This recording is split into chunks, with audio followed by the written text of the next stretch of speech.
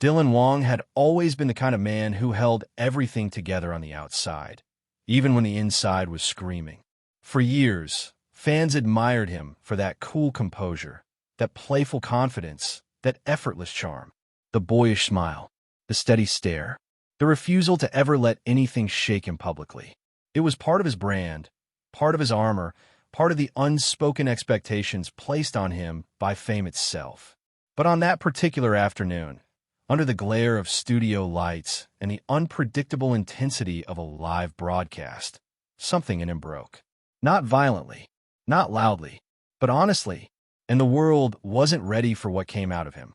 Because for the first time in years, Dylan Wang stopped pretending. And the name that slipped from his lips, the confession woven between unfiltered truth and hidden longing, was the one name he had been avoiding for far too long. Shen Yue. The moment began innocently, almost too quietly for anyone to notice. The interview was supposed to be a routine promotional appearance for a new project. Light questions, warm smiles, harmless anecdotes. Something any seasoned actor could do sleepwalking. But the host, eager for ratings, took a risk. A question that felt playful on the surface until it wasn't. They asked Dylan a name, a memory, a moment. They asked him about the co-star who, years earlier, had rewritten the direction of his career and perhaps the direction of his heart. Do you miss working with Shen Yue? The audience laughed softly. Cameras zoomed in. Staff members froze behind the scenes. Normally, this was where Dylan would deliver a witty comment, let the crowd cheer, then slide away from anything too emotional. But he didn't. Not this time. Instead, he looked down, stilled, and something in his expression cracked open like a door left ajar. The host noticed. The room noticed. Finally spoke. At first, only in fragments. Soft, unsteady, careful. But with every breath, more truth escaped. He said he never expected their partnership to become what it became. That he had been too young, maybe too overwhelmed by sudden fame to fully understand the impact she had on him. He said she made him better without even trying. That she challenged him in the most infuriating ways. That she laughed at moments he thought weren't funny, cried at scenes he thought were simple, and believed in him long before the rest of the world did. And then he said something that made even the host look stunned. She's the one person I couldn't replace. The room went silent, and Dylan, looking more vulnerable than he ever had in front of camera, continued anyway. He talked about their early days, filming long hours in the cold, laughing between takes, sharing snacks, teasing each other just to keep the exhaustion away. He talked about how every small smile she gave him felt like a reward. How every time she stared back at him with quiet trust during emotional scenes, he felt something he didn't have the words for at the time. Something warm, something inconvenient, something dangerous. But the most shocking admission came next. Dylan said he didn't pull away from her because they drifted. He pulled away because he was scared. Everyone saw it, he said. Everyone felt that energy between us. But I didn't know what to do with it. I knew the rumors. I knew the pressure. And I didn't want her to deal with the chaos that comes with being connected to me.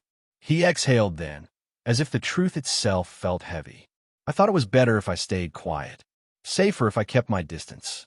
But silence is its own kind of betrayal, and he learned that too late. He admitted that the distance changed things, subtly at first, then painfully. The inside jokes faded, the comfort dissolved, and the unspoken connection that had once been effortless became something complicated, fragile, breakable. He didn't blame her. She waited for me to say something, he said quietly. Hello, 大家好。 So one day, she stopped waiting. Hi. Those words hit harder Hello, than 李 intended. 姐。Hello For a 啊。 moment, how they said nothing about the real reason their eyes lingered just a moment too long. He said he went home that night and fell hollow. He watched old clips. He replayed behind-the-scenes moments. He stared at photos of them smiling, unaware of what would happen later. He admitted he kept a journal during that period, something he never told anyone, and that many pages were filled with things he wished he had said to her, but never did. But the most shocking confession? He said he avoided watching her dramas for years, because it hurt too much. Her voice, her laughter, her expressions, her warmth. Every time I saw her, he confessed, I felt like I was watching the version of me I left behind and the person I should have been. The host, stunned, whispered, "So is that regret?"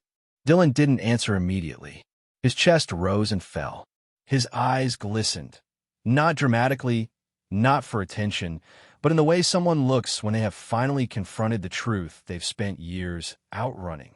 And then he said the words heard around the world. "It's not regret. It's something deeper. She mattered to me more than I admitted. And I let her walk away without fighting for that." The comments section exploded. Fans screamed. Clips spread. Hashtags trended. Shippers resurrected entire archives of their moments together. But Dylan wasn't done. He admitted something even more shocking, that he saw her recently. Not at an event, not in a meeting, but accidentally. She was walking out of a studio, wearing a beige sweater, earbuds in, completely unaware that he was behind her. He didn't approach her. He froze instead. He said he watched her smile at a staff member, bow politely, then vanish into a waiting car. And he stood there, with 1,000 words trapped in his throat, unable to say even one. And the regret in his voice wasn't subtle. It was raw, open, unfiltered. Then came the final blow, the confession that detonated on every social platform. "I keep asking myself, what would have happened if I just told her the truth back then?" The host tried to steer away, sensing the intensity. But Dylan stopped them. He said he wasn't done yet. He said he didn't want rumors or assumptions or fan theories to twist his words anymore. That this might be the only time he had enough courage to say what he needed to say. And then he leaned forward, eyes heavy, voice steady, and revealed the deepest part of his heart. "I didn't choose distance because I didn't care. I chose it because I cared too much. I chose it because I wasn't ready. But she was the one person who made me wish I was." Silence. Real silence. Not dramatic, not edited, not staged. Just a room full of people realizing they had witnessed something intimate, something unscripted, something real. Dylan swallowed hard. He said that maybe the timing was wrong. Maybe the world was too loud. Maybe the pressure was too heavy. Only you